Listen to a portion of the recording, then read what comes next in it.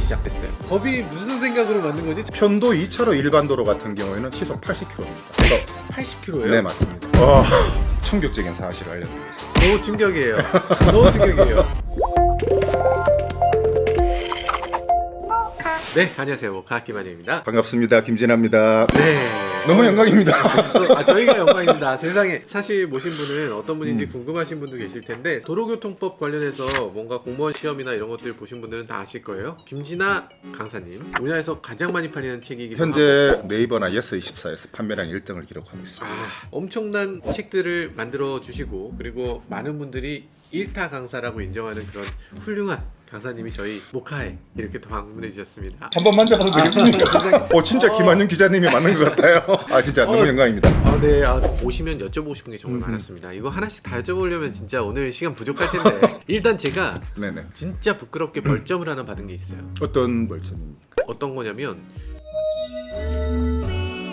유턴하는 지점이 저 앞에 유턴이에요. 차가 하나도 없었어요. 정말 하나도 없는데 가서 유턴해야 되는데 중앙선을 한 반쯤을 이렇게 밟으면서 이 안 됩니다. 중앙선 침범입니다. 승용차는 6만 원, 승합차는 7만 원. 무려 벌점 몇 점인 줄 아십니까? 중앙선 침범이? 지금 받았으니까 30점입니다. 바로 뒷차가 경찰차였어요.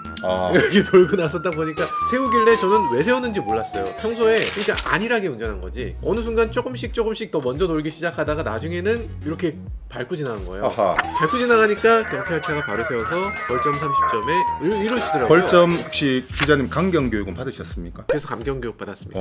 도로교통공단 1577에 하나하나 들고 이렇게 나오시죠. 4시간 교육인데요. 이 벌점 강경교육 받으면 20점이 강경이 됩니다. 그래서 기자님도 30점 가지고 계셨으니까 현재 벌점은 10점밖에 없는데요. 네. 주목할 만한 사실은 벌점 강경교육은 1년에 한 번밖에 못 받습니다. 그런데 전 다행히도 대통령 사면을 받아서 감경교육 괜히 받았다. 강경교육 괜히 받은 것보다는 유턴은 백색 점선에서 해야 되겠다.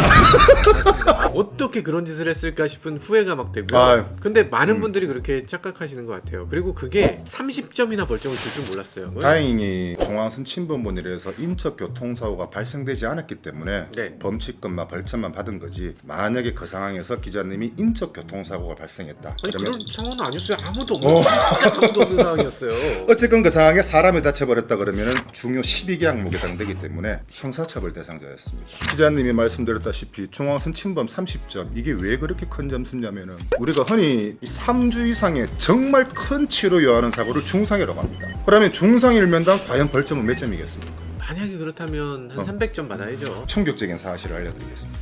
의사가 판단해서 3주 이상의 정말 큰 치료 요하는 사고다. 중상 1명당 벌점 15점입니다. 중앙선 침범 몇 점입니까? 30점. 왜 중앙선만큼은 절대로 넘지 마라 그러냐. 중상 2명 시킨 거랑 똑같은 벌점이 부과되기 때문에 중앙선 침범이 그만큼 무서운 겁니다. 제가 그렇게 큰 잘못을 저지른 거다라는 거 다시 한번 느끼게 됐고요. 정말 안전운전 하도록 하겠습니다. 알겠습니다. 오다가도 제가 교통사고를 몇 건 목격했습니다만은 전동 킥보드가 오토바이랑 부딪히는 사고를 제 눈으로 보고 왔습니다. 안 그래도 사실 저도 예전에 전동 킥보드 타다가 사고 났어요. 갑자기 전동 킥보드 타고 쭉 가고 있는데 무슨 렉서스 한 대가 저를 쫓아와서 받아버렸습니다. 제가 횡단보도 위에 있긴 했어요. 횡단보도 전동 킥보드는 타고 갔지 않습니까? 차 대 차입니다.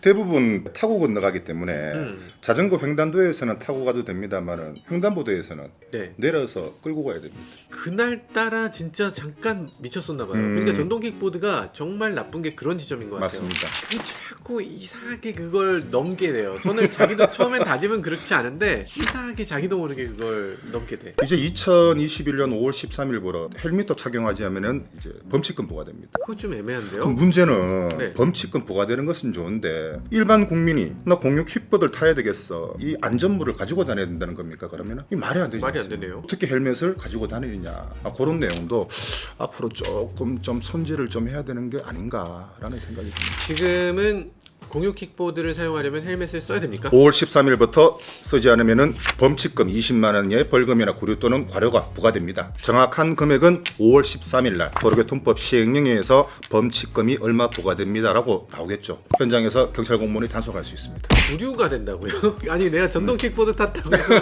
감옥 간다는 거예요? 여기 길거리에 지금 공유 킥보드에 헬멧 쓰고 다니는 사람 한 번도 못 봤거든요. 정말 여기서 가장 중요한 걸 빼먹고 있는데 속도 제한이 없어요. 맞습니다. 25km 엄청 빨라요. 자동차가 지금 어린이 안전보호구역에서 30km 미만인데 이건 너무 빠른 거 아니에요? 이게 도로교통법의 문제점이 개인용 이동장치란 시속 25km 이상 주행 시 전동기가 작동치 아니하고 네. 무게는 30kg 미만인 것을 개인용 이동장치라고 했는데 네. 그 속도 제한 같은 경우에도 25km 이상 법적으로는 낼 수 있다는 거. 그렇죠. 그러니까 까지는 25km까지만 낼 수 있죠. 가속된다라는 게 이게 되게 여기 약간 어폐가 있는 게 25km 이상을 못 내게끔 하는 장치가 그 안에 들어있어야 되는데 내리막에서 그냥 25km로 가다가 자기도 모르게 속도가 막 붙어서 어쩔 줄 몰라서 내려가다 사망사고 일어나는 경우가 있어요. 문제가 전동 킥보드 25km 이상 주행하면은 전동기가 작동치 않아야 되는 게 맞습니다. 아니 감속까지 돼야지. 그게 조금 문제인 것 같습니다. 예, 특히 공유 킥보드가 인도로 다니는 거 다 알잖아요. 눈에 뻔히 보이는데 그걸 막 못 본 척하고 지금 25km면 괜찮아. 왜냐면 자전거 전용 도로로 가는 거니까 괜찮지 않아. 말도 안 되는 얘기고 보행하는 거랑 큰 차이 없는 정도 속도만 해도 충분히 탈만하거든요. 누가 뭐 저기를 엄청난 속도로 가려는 게 아니잖아. 저기까지 가는 다리 아픈데 다리 좀 덜 아프고 싶은 거잖아. 그 정도면은 저는 한 10km만 해도 충분한 거 같아요. 그렇게 도로교통법이 바뀌면은 공부를 해야 되는데. 제가 올해 또 바뀐 것 중에 민식이법 관련해서 민식이법 말하기 굉장히 걱정스러운 게 민식이법이라는 말을 가지고서 정말 많은 사람들이 온라인에서 막 싸우고 있어요. 지금까지 제가 한 20년 동안 도로교통법을 강의하면서 가장 많이 받은 질문 중에 하나가 민식이법입니다. 진화쌤은 민식이법에 대해서 찬성하십니까? 반대입니까? 누구냐 다 편을 가르려고 해요. 이게 찬성 반대를 제가 감히 논할 수가 없습니다. 저도 사실 민식이법 자체에 대해서 찬반 이런 식으로 따지는 게 절대로 이게 옳은 방법이 아닌 것 같고 법은 사실 한번 만들어지면 거기서 그냥 고정되는 게 아니라 서서히 진화되잖아요. 조금씩 바뀌고 좀 개선되고 이렇게 될 텐데 사실 그런 것들이 이루어지고 나면 조금 더 세월이 지났을 때 아마 다시 평가될 필요가 있는 것 같긴 합니다. 맞습니다. 이게 어린이 보호구역에서 어린이를 다치게만 했다. 벌금이 500만 원 출발입니다. 500만 원 이상 3천만 원 이하의 벌금입니다. 또는 1년 이상 15년 이하의 징역인 겁니다. 그런 일은 절대로 일어나서도 안 되겠습니다만은 사망했다. 그러면 갈 길은 두 가지밖에 없습니다.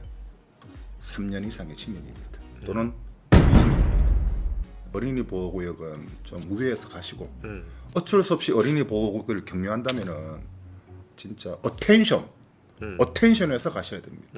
까딱 잘못하다가 네. 형사처벌 대상자는 둘째치고 온 가정이 그냥 풍비박살납니다. 그렇죠. 네, 어린이 보호구역은 정말 조심해서 가야 되는 그런 곳인 것 같아요. 기자님 한 가지만 더 말씀을 드리죠. 이제 5월 11일부터 또 뭐가 있어요? 뭐가 자꾸 생겨. 5월 11일부터 이제 어린이 보호구역에서 다음 주네. 이제 불법 주정차를 하면은 네. 승용차는 4만 원, 승합차는 5만 원의 범칙금이 부과되는 것이 아니고 따블 아닙니다. 따블 플러스 8만 원입니다. 어린이 보호구역에서 불법 주정차했다. 네. 승용차는 범칙금 12만 원, 승합차는 범칙금 13만 원인데요. 주목할 만한 사실은 뭐냐면은 원동기 장치자전거, 이륜차, 오토바이도 범칙금 부과됩니다. 무려 9만 원. 그다음에 자전거하고 개인용 이동장치 5월 11일부터 어린이 보호구역에 불법 주정차를 하면은 무려 범칙금 6만 원 부과됩니다. 근데 어린이 안전구역이나 학교에 자전거를 가지고 가서 불법 정차하는 거는 제가 봤을 땐 100% 어린이인데 어린이한테 6만 원씩 부과하는 거예요?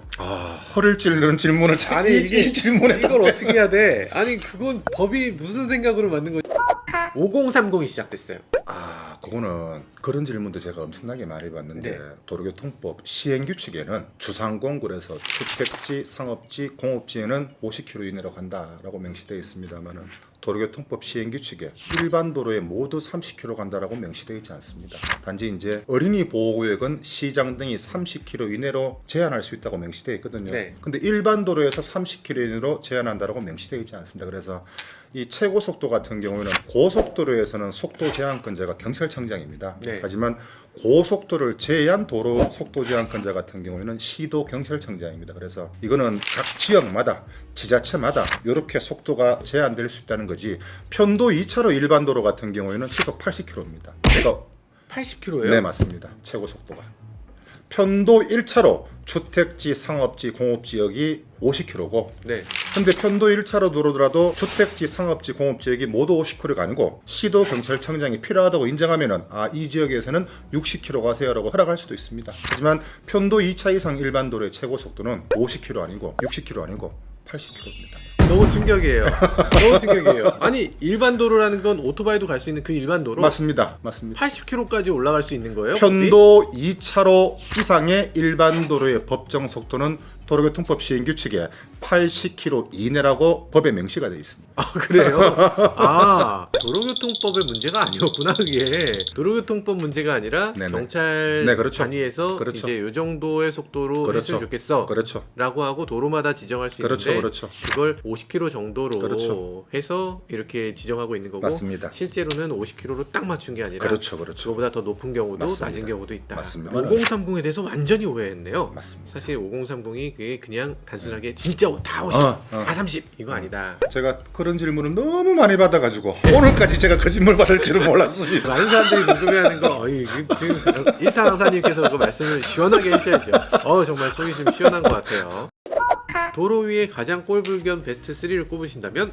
제발 깜빡이 좀 켜주십사. 좌우회전할 때. 저는 잠깐만, 좌회전 신호 대기하고 있을 때 네네. 좌회전 깜빡이 넣어야 됩니까? 넣어야 됩니다. 네네네. 안 넣으면 어떻게 됩니까? 도로교통법에는 어쨌건 간에 진로 변경할 때 그 행위를 하고자 하는 지점 30m 이전에는 깜빡이를 켜야 된다고 법에 명시가 돼 있어요. 아니 이건 진로 변경이 아니잖아요. 좌회전을 하는 거잖아요. 30m 전에 켜라고 명시가 돼 있어요. 좌회전에도? 네네.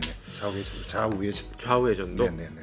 그렇군요. 네네. 좌회전 30m 전에 네네. 켜게 돼 있다. 그러면 두 번째는요? 편도 4차로 일반 도로에서 초보 운전 붙이고 1차로 천천히 주행하고 있습니다. 뒤에 차가 빵빵 거립니다. 천천히 갈 거면 우측 차로로 옮겨주세요 그런 뜻인데 천천히 가는 사람은 왜 빵빵거려? 도로교통법 시행규칙에도 나와 있습니다. 모든 차의 운전자는 통행하는 차로에서 천천히 운전할 경우에는 우측 차로로 통행하라고 법에 명시가 되어 있습니다. 그래서 천천히 서행하는 차로는 상위 차로가 아닌 하위 차로 좀 이용해 달라. 2차로 정속 주행하지 마라. 그렇죠. 말씀이신데요? 맞습니다. 예. 잠깐만요. 네. 근데 거기서도 애매한 부분이 일반 도로의 1차선이 추월 차선이에요? 앞지르기 차로, 추월 차로 같은 경우에는 고속도로만 추월 차로는 단어가 쓰지 일반 도로에서는 추월 차로는 단어를 쓰지 않습니다. 그래요? 그럼 네. 1차선을 느리게 가는 것도 뭐라고 할 수 없는 거 아니에요? 그게 이제 범칙금이 부과되지 않는 게 이제 훈시적 규정입니다. 너 천천히 갔기 때문에 범칙금 얼마 부과되는 것이 아니고 그냥 도로교통법 시행규칙에서 천천히 운행하는 차는 그냥 우측으로 조금 가주세요. 이렇게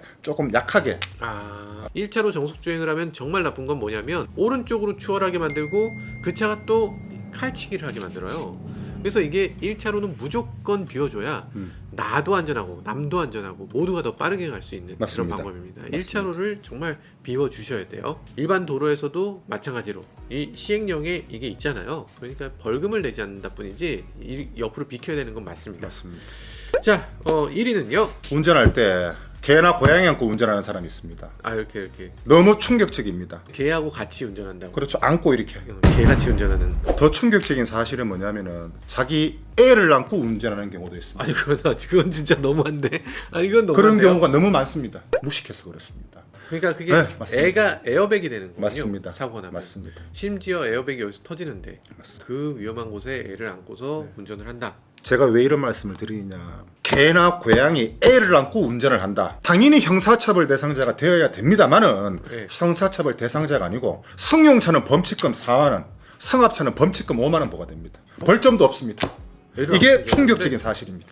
그냥 느리게 가니까 괜찮다는 거예요. 그분 생각은 느리게 가고 막히는 길이고 뭐 그랬으니까 사실 그랬던 거지. 자기가 정말 빠르게 달릴 거였으면 그렇게 했겠냐. 자기는 천천히 가기 때문에 괜찮았다라고 하는데 정말 대부분 사람들이 오늘 사고 날 줄 모르고 사고 나는 거예요. 오늘 죽을 줄 모르고 사망 사고를 일으키는 거예요.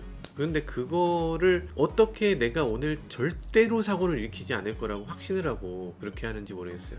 그런 확신은 가져서도 안 되고 있을 수도 없는 그런 일인 것 같습니다. 100%라는 건 얘기하지 않는 거죠. 운전은 누구나 쉽게 다 할 수 있는 게 운전이지만은 여러분들 정말 간단한 도로교통 법규 같은 경우에는 좀 아시고 운전하시면 좀 좋지 않겠느냐라는 생각을 제가 좀 맞습니다. 너무 좋은 말씀 감사합니다. 정말로 이게 총이나 칼 같은 걸 들고 다니면 그럼 자기도 모르게 굉장히 긴장할 텐데 이 자동차가 총이나 칼보다 훨씬 더 많은 사람을 죽이는 그런 흉기거든요. 맞습니다. 생각해보면 운전하는 때도 굉장히 진지하게 이거 정말 사람을 죽일 수도 있는 이런 무서운 물건이다라는 걸 항상 마음속에 갖고 있어야 될 것 같아요. 아무튼 오늘 이렇게 나와서 좋은 말씀 해주셔서 대단히 감사합니다. 또 초대해 주실 겁니까?